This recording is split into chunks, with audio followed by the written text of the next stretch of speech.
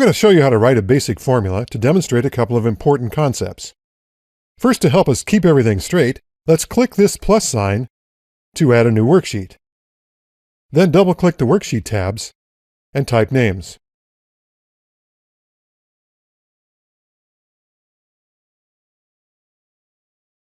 Now we can add the data. The formula we're going to write will go in this column and use the amounts in these two columns and a percentage amount. We could format the data as a table, but let's leave it as is for this demonstration. The first thing we need is a cell to hold the percentage amount. Pick a cell outside the data and type 0.1. Then come up here to the number group and click the % button to format the cell as a percentage. When we're finished, we'll be able to change this number if we want to calculate a different cost buffer amount with our formula. Now we can enter the formula. The formula adds the material and labor cells and then multiplies that amount by the buffer percentage cell. The asterisk is used to multiply. Press Enter to see what happens. Well, it's pretty obvious this amount is not 10% of the first two columns. And the reason it's not is because I didn't consider calculation order. This is the order in which Excel calculates the parts of a formula. You don't need to remember all the details, just keep in mind that multiplication and division are calculated before addition and subtraction. And in our formula, we wanted Excel to add the first cells, then multiply. To tell Excel to add first, we simply insert parentheses. Now instead of multiplying, then adding, Excel will add the first two numbers, then multiply. Now we can use autofill to add the formula to the other cells. But now we run into another problem. In the first cell, the formula gets its buffer percentage from D20. But in the next cell, the formula refers to D21.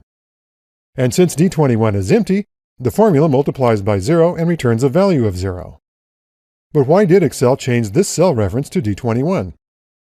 Because when you use autofill or copy a formula, Excel uses relative references by default. Here's how that works. In the first cell, the formula refers to these cells in row 6 and D20. When you use autofill, Excel changes the cell reference based on location to row 7 and D21.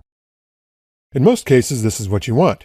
But in this case, we want the formulas to always use the value in this particular cell.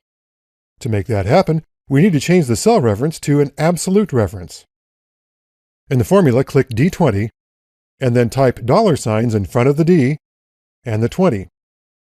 The $signs tell Excel that the formula must always refer to the cell in column D in the 20th row. Press Enter. Now when you autofill the cell, all the formulas point to D20. And now we can change the percentage to calculate a different buffer amount. The last thing we'll do is add an estimated cost column that uses a function. With G6 selected, click AutoSum. Excel automatically assumes we want to add the three columns to the left. So press Enter, and then autofill the formula to the other cells.